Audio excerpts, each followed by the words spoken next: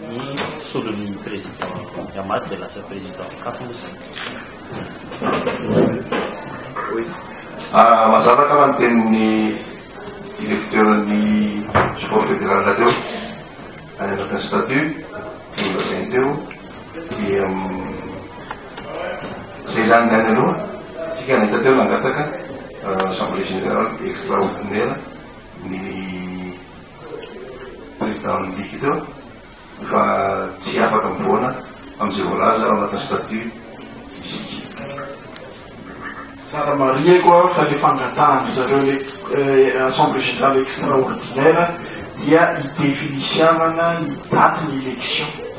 fa tsy hoe fifidianana akory. Nisy gazety anankiray namoaka ao amin'ny gazety namoaka hoe misy enquête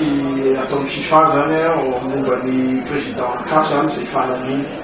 tiako marina zany averiko zany satria zao nareo complet averiko aminareo eto fa tsy marina le izy satria rehefa manao candidature anao ianao ilatsaka ao anatin'ny conseil FIFA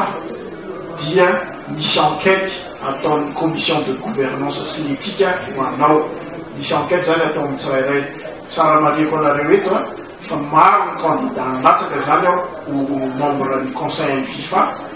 et tamin'ireo dia misy candidature anankitelo zao ny rejeté ny FIFA satria tsy mazavazava afaka teniko anareo eto i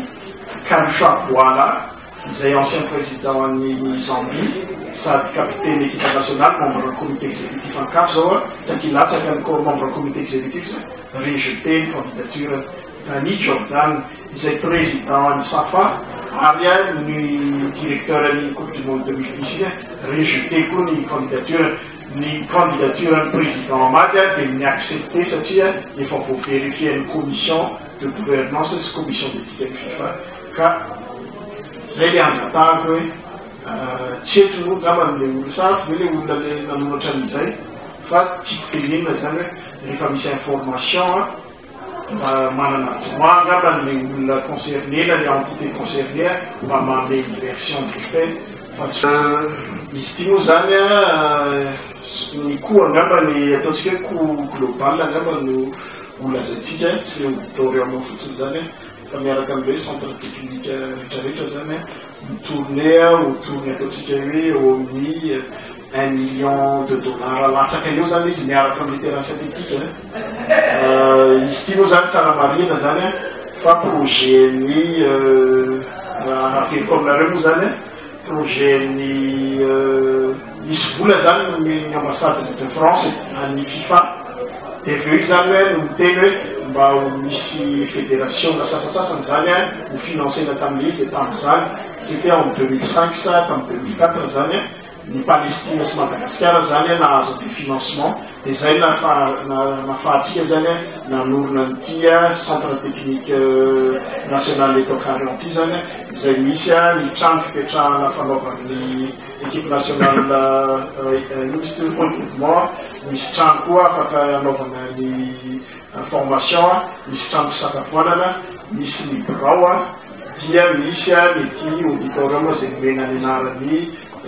tokolasy olajanarivelo izy moa zany nanao ny conception an'izao zavatra zao zavatra maro zany afaka atao ato afaka niraisana fivorimbe zay nataontsika ho adoany afaka anaovana formation afaka anaovana fety ihany koa misokatra ho an'be sy maro zany le izy fa misy ny condition rehetrarehetra zay anala fa rehefa tsy manelingelina ny programme anasan'ny fédération zany le izy zay angamba